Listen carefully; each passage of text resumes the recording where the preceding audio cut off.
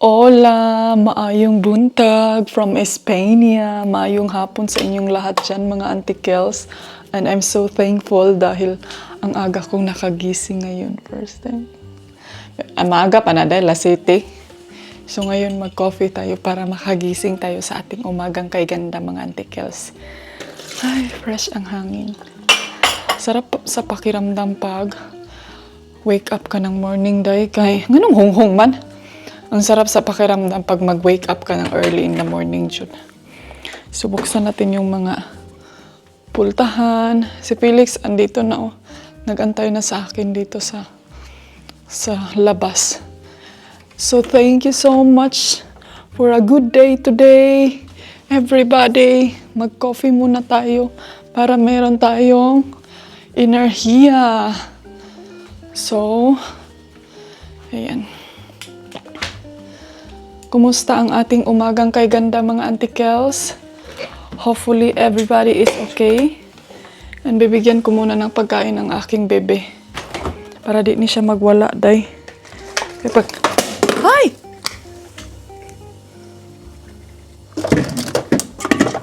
Pagdili na ko na siya tagaan og pagkaon. Magwala na siya, antikels. So, kailangan din siya ng kanyang breakfast first bago ang kanyang amo. So, kumusta kayong lahat? Mga antikadayers, everything is okay ba sa atin dyan sa Pilipinas?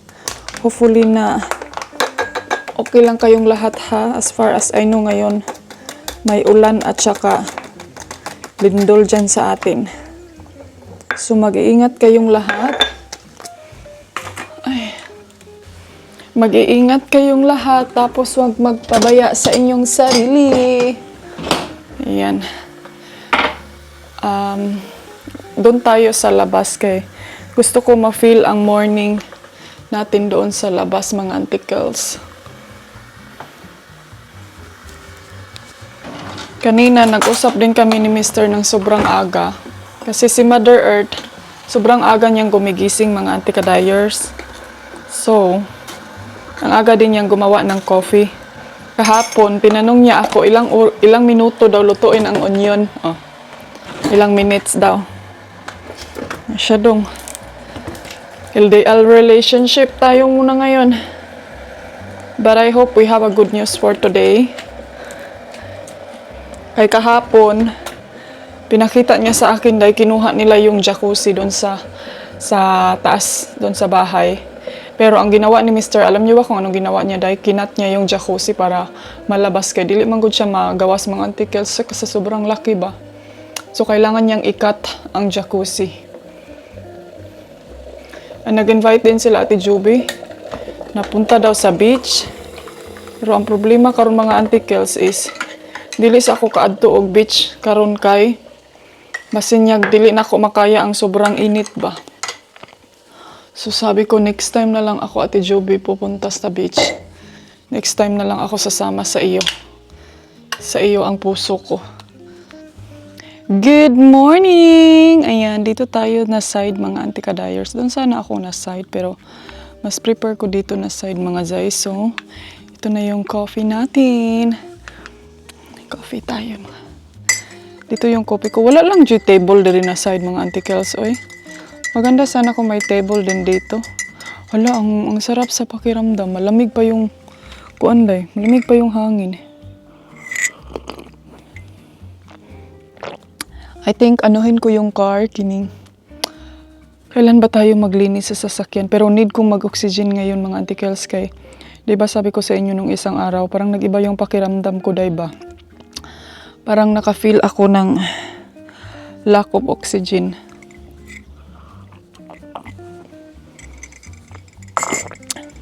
So, mag-o-oxygen ako ngayon. And balik tayo dun sa kwarto matulog kay. Para okay yung tulog natin. Dun kasi ako sa sopa natutulog ngayon. And yung paa ko ba parang dili siya straight. So, balik tayo mamayang gabi dun sa bed. Ang laki kasi ng bed, mga antikels. Tapos ako ra isa ba, murag lonely is the night. Mapuntaan ni. Pero before naman ako matulog, mag-video call naman kami ni Mr. So, okay ra pod siya. Ayan, pag morning dito mga Auntie Kels, feels fresh talaga. Pag morning dito. Yan yung agila namin. So, yan, tinanggal ko na actually yung ano ko sa aking camera, day. Mga Auntie Kels, nanood ako ng mga video. Grabe dyan yung mga video. Usahay ba? Dapat talaga no, mga Auntie Kadayers, huwag kayong mag-scroll ng makaka-stress sa inyo. Lalo na yung mga negative ng mga video, gali, day. Huwag kayong mag-stress. Dapat doon kayo sa mga positive, yung mga funny video dyan sa Facebook, ay, para ma-chill up yung araw nyo, mga Auntie Kels. Nandito na si Felix, Lumabas na siya. Hi, Felix! Good morning! Did you eat already? Felix! Shh! Morning! Lumabas na siya, day. Andito na siya. Shh! Uy! Sama na, ha? Sama na, Felix? Come on, no? Dali na, Bi! Hala, dagan na yun. Malanggam. What's that? Hangad si Felix. Kuyawan siya. Sama na, ha? Felix? Naririnig mo ba yung ibon lang? Tanawa, nakiapil po siya diri aday.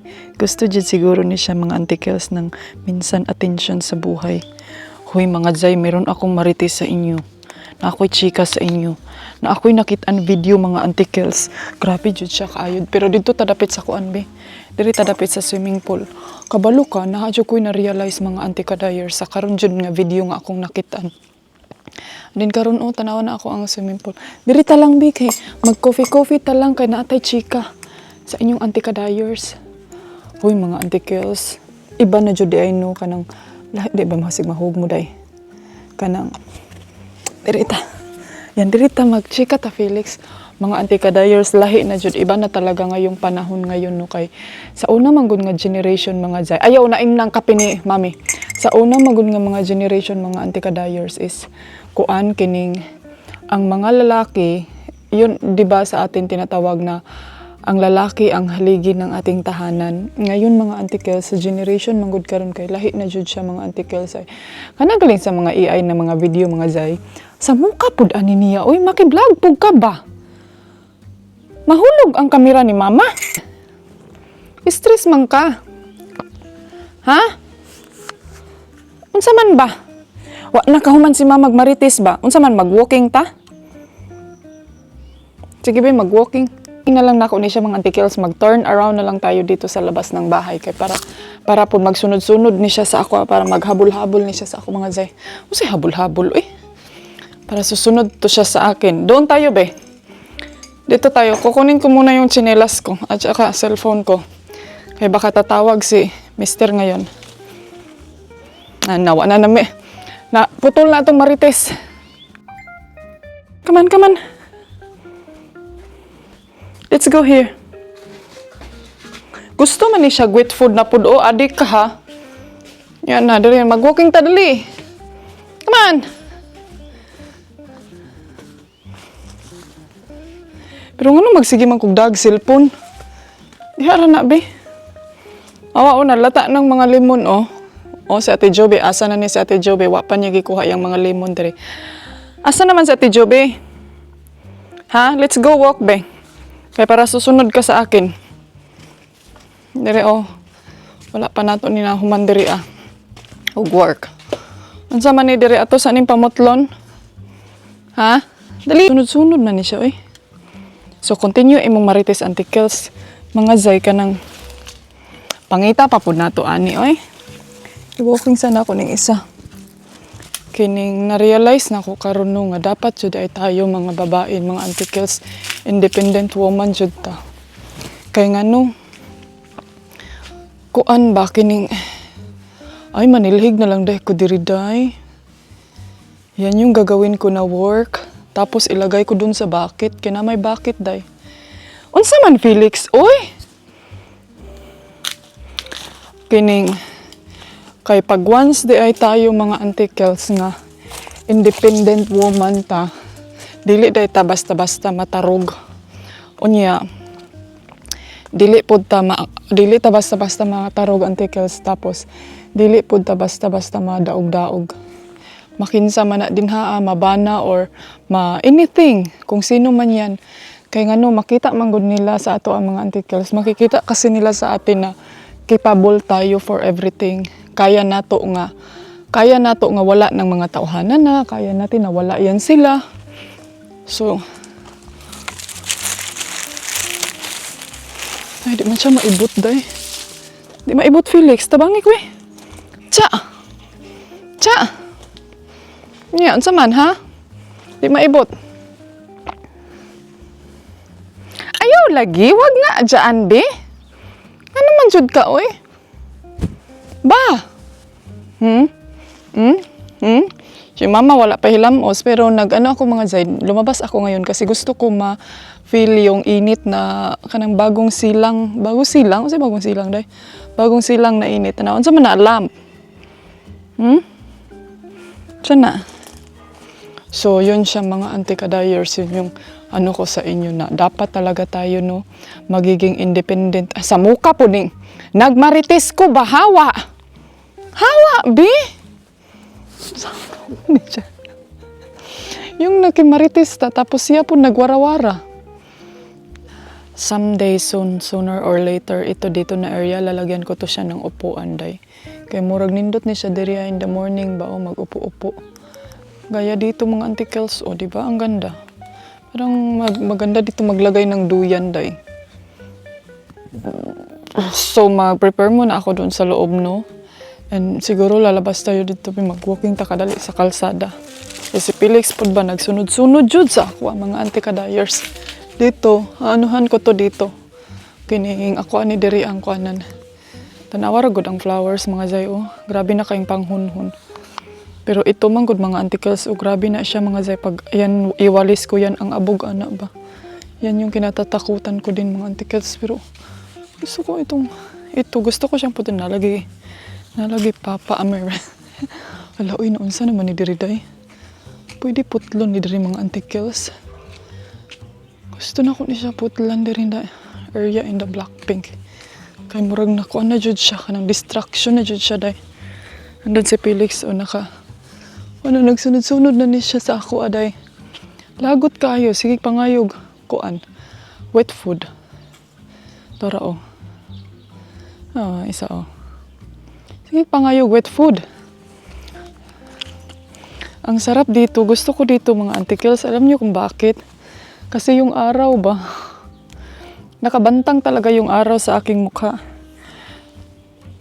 Maganda pag maarawan tayo ng morning para vitamins ng ating katawan. And para din dili ta maluya. Kagabi late din ako natulog kay nag-work. Nag-edit, nag-finalize, nag-analyze. Daghan kay work ang inyong antikels.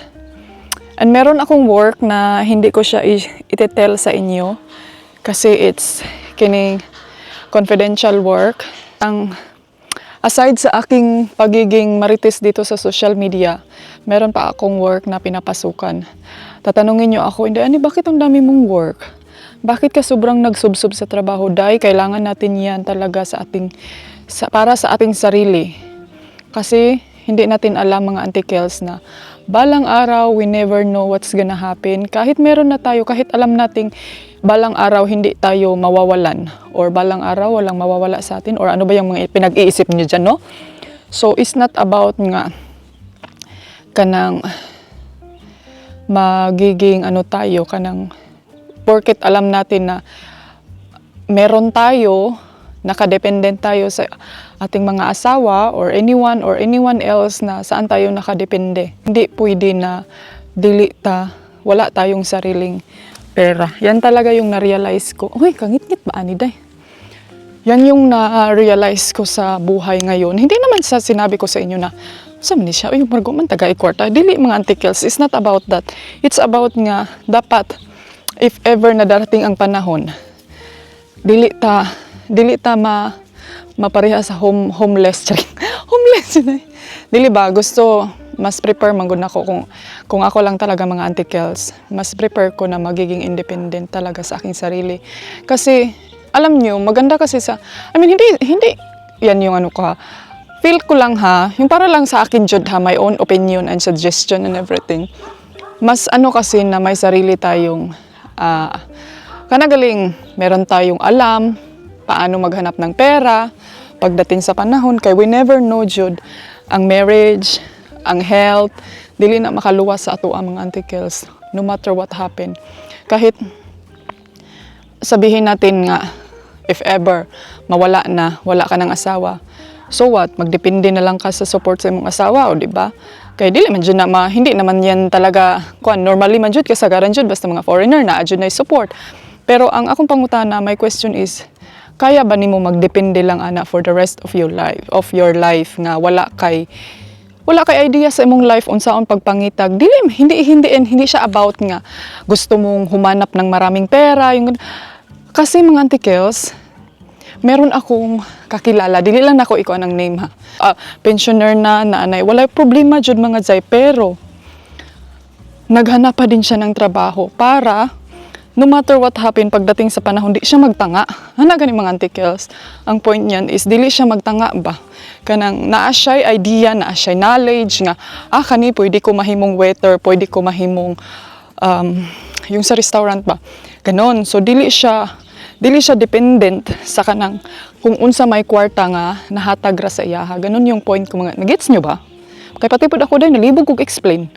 Basta isa lang nga akong point mga antikels na dapat tayo mga babae dili ta mag-dependent jud sa kwarta or sa kita or sa income na nag-excess na ba. Dapat jud makadepende tayo sa ating sarili na marunong tayong humanap, marunong tayong tumayo sa ating sarili pagdating ng panahon. Pagdating ng panahon, baka ikaw at ako. So, mukhang ante oy.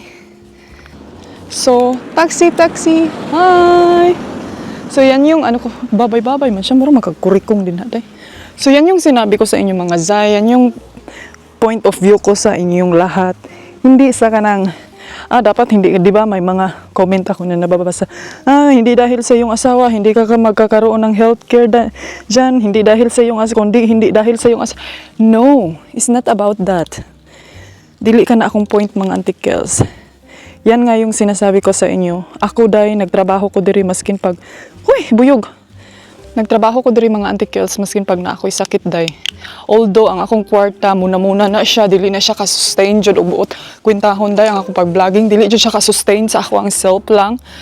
Mga bill and everything, dili siya day. So, yes, I accept binibigyan ako ng pera ng aking asawa. Normal man na day, kay obligasyon man na niya. Pero mga antikels, ang nakaka-good thing lang talaga nito is at least meron akong trabaho na hindi lahat bagay is nakadepende lang ako sa aking asawa. Yes, maliit lang yung kita ko mga zay, kaya nga for now bumalik talaga ako sa double work ko ngayon na yung bang hindi naman siya as in totally na maapsan dyan ako kung sa Bisaya pa ba kung maapsan ang income sa kung maapsan ang kita sa kong asawa. No, it's not about that mga antikels, kay obligasyon dyan na niya ng mga pangangailangan dyan sa bahay. Ang for me lang is kanang every time na may kailangan akong mga importanteng bagay, mga ganito ganyan, then dili na ko kailangan mag-ask sa iyaha. Kay actually ang atong mga asawa manggod mga antikels, muhatag dyan na sila, obligasyon dyan na nila nga muhatag dyan na sila. Pero mas maganda kasi sa feelings din na dili ta magsigig pangayo ba kung sa Bisaya pa kung naay ato din give and take, parang ganun ba. So para dili pod sila ma-pressured mga antikels.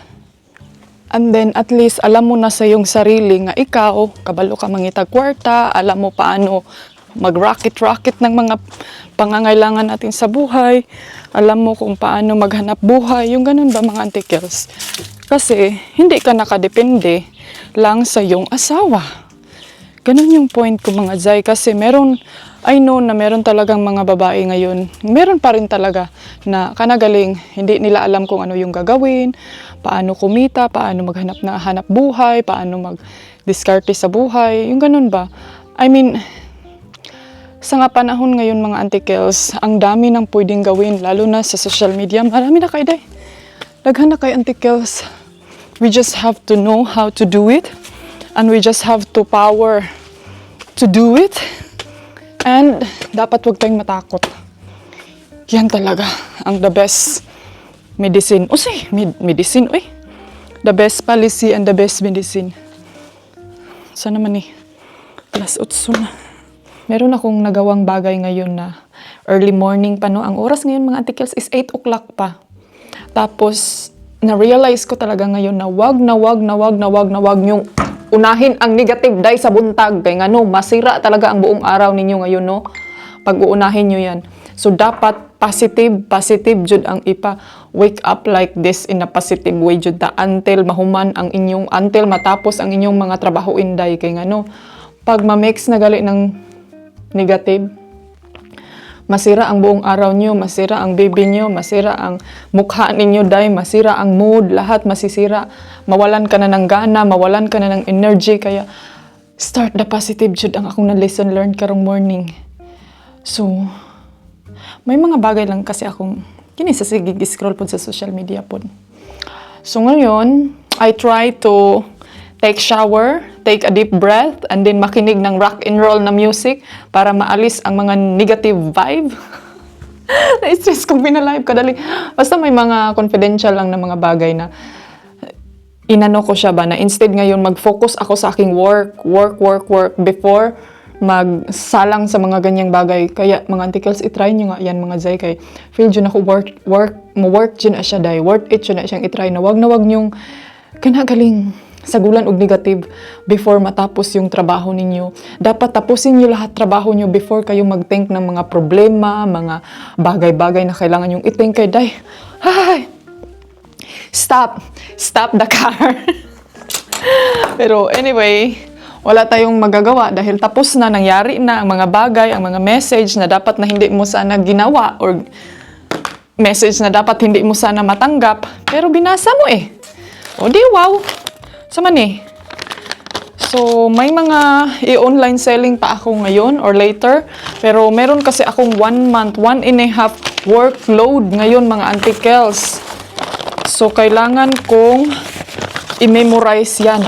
Kailangan kong i-memorize. Kailangan kong kailangan ko siyang unahin itong 1 month workload ko mga zay before ako mag-jump in sa another work. Kay work tayo ngayon. Focus tayo sa work. Ano kasi ngayon mga antikels, kining Ugos ba? So daming workload talaga ngayon sa Spain. Kailangan up to date ka. Tatapos ko lang din nag-contact sa aming bookkeeping. Ngayon yung accountant na naman namin. And then, yung tuan na, wag na, hindi, stop the car. Stop the conversation para hindi yan maabot dito sa amin. Ay, ang dami kong tatawagan ngayon. Pero for now, maliligo muna ako, mag-refresh. Date ko kayo kung naulian na ba ko, naulian na bang bibi na kay pangapisa day. Ngapi na ba mo? Ang oras dyan sa atin sa Pilipinas, 3:00 na ha. Ting painit na sa inyo dyan. Butoy na. So, okay, take a deep breath. Maminaw tag dially diri. Sabak na diri. Stud mo ning kinabuhi. But anyway, that's it for today mga antikels. Thank you so much for listening my Bombo Radio. And thank you so much sa mga followers na galing dito kay Maninay. And thank you so much sa pagsuporta nyo sa kanyang vlog and sa aming vlog, sa mga ibang content creator dyan. Thank you so much for supporting each other. Nanonood din kami ng mga vlogger dito sa YouTube. Bihira lang kami nagko-comment. And thank you so much sa inyong lahat. And see you for my next video, mga antikarayers. Hasta la vista, baby. Bye! Hey, darling, can I tell you what's been on my mind? Sick and tired of the 9 to 5 in the city light.